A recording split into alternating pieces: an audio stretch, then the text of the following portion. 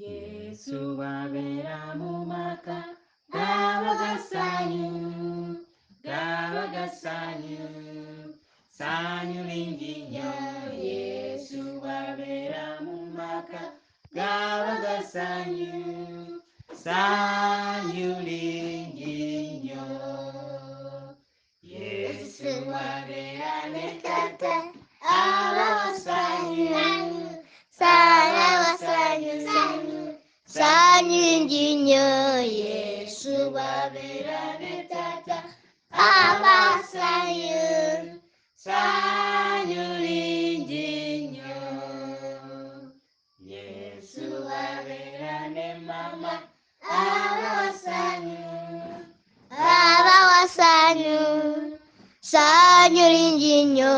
Yesu wabeera ne Mama abawasanyu, sanyu lingi nnyo. Yesu wabeera n'abaana abawasanyu, bawasanyu, sanyu lingi nnyo. Yesu wabeera n'abaana bawasanyu, sanyu lingi nnyo. Amiina. Mukama mulungi era ennaku zonna Mukama mulungiza embeera ze. Amannya agange nze omukyala Erina Luranga, omukulembeze w'abawala abato ku Uganda Union. Tugenda kuba nga tugabana obubaka obukwata ku maka gaffe era ng'obubaka buno bugenda tutwalira ddala ebbanga lya nnaku 30. Ffenna abamanyi ebifa ku kkanisa yaffe eno tumanyi nga omwaka guno ku bwa Ssaabalabirizi w'ekkanisa y'ensi yonna kuva ku General Conference, tulaba nti mu kitongole eky'ebyamaka tulina ebyokuyiga byaffe ebirina omutwe ogugamba nti Understanding Diverse Families, nti okutegeera amaka mu ngeri ez'enjawulo oba okutegeera enjawulo eziri oba zetusanga mu bantu mu maka. Olwaleero kye tugenda okuyigako ku day 1, tugenda kuyiga ku tteeka erisinga obukulu, the greatest commandment. Katusabe. Mukama tusaba oyogere gye tuli olunaku luno olwaleero ng'otuyigiriza ku tteeka ekkulu ery'okwagala ku bwa Yesu Kristo Mukama waffe. Amiina. Ekyawandiikibwa kyaffe kye tugenda okwetooloolezaako ebirowoozo kiva mu kitabo kya Matayo essuula 22 ennyiriri okuva ku lwa 36 okutuusa ku lwa 38 nga zigamba nti Matayo essuula 22 okuva ku lunyiriri olwa 36 okutuuka ku lwa 38 zigamba zitya? Katwetegerezeemu. 36 agamba nti omuyigiriza ekiragiro ekikulu mu mateeka kye kiruwa? Yesu n'amuddamu nti yagalanga Mukama Katonda wo n'omutima gwo gwonna n'obulamu bwo bwonna n'amagezi go gonna. Kino kye kiragiro ekikulu eky'olubereberye. Katuddemu nti omuyigiriza ekiragiro ekikulu mu mateeka kye kiruwa? Yesu n'amuddamu nti yagalanga Mukama Katonda wo n'omutima gwo gwonna n'obulamu bwo bwonna n'amagezi go gonna. Kino kye kiragiro ekikulu eky'olubereberye.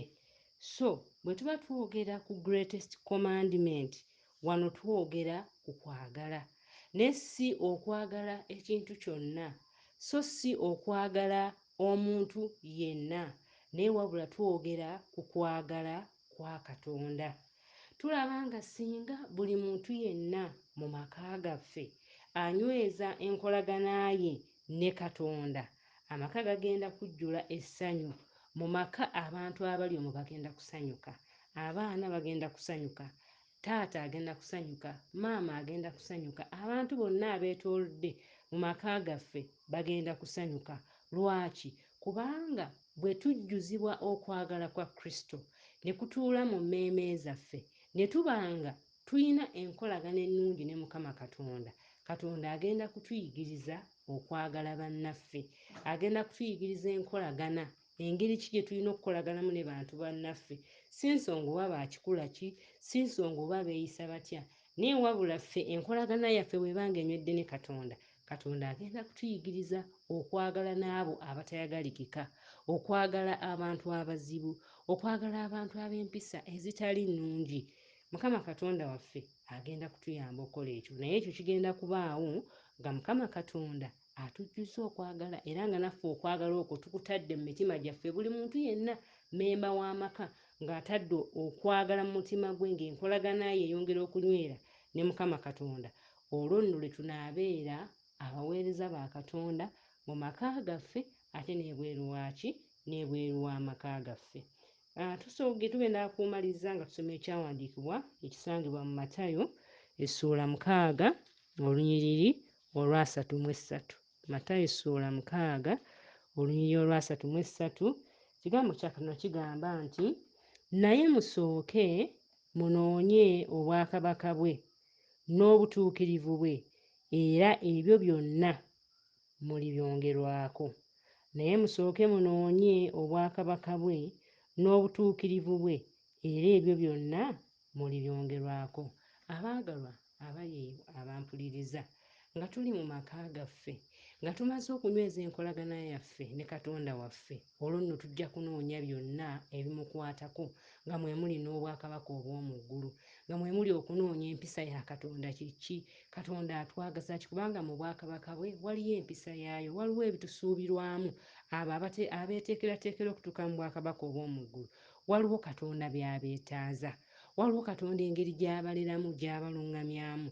So nga tunywezezza enkolagana yaffe ne Katonda, nga twagala Katonda waffe okuviira ddala mu mitima gyaffe, Katonda agenda kuteekateeka emmeeme zaffe okubeera nga tunoonya ebyo by'ayagala. Era nga tunoonya ebyo Katonda by'ayagala, tujja kwesanga nga n'enkolagana wakati waffe n'abantu ab'omu maka gaffe, abantu be tusisinkana nabo ku mirimu gyaffe, abantu abatuliraanidde, baliraanwa baffe, tujja kwesanga ng'enkolagana ezo nnungi, naye nga zonna zeesigamye ku tteeka ekkulu ery'okwagala Katonda waffe. Mukama atuwe omukisa.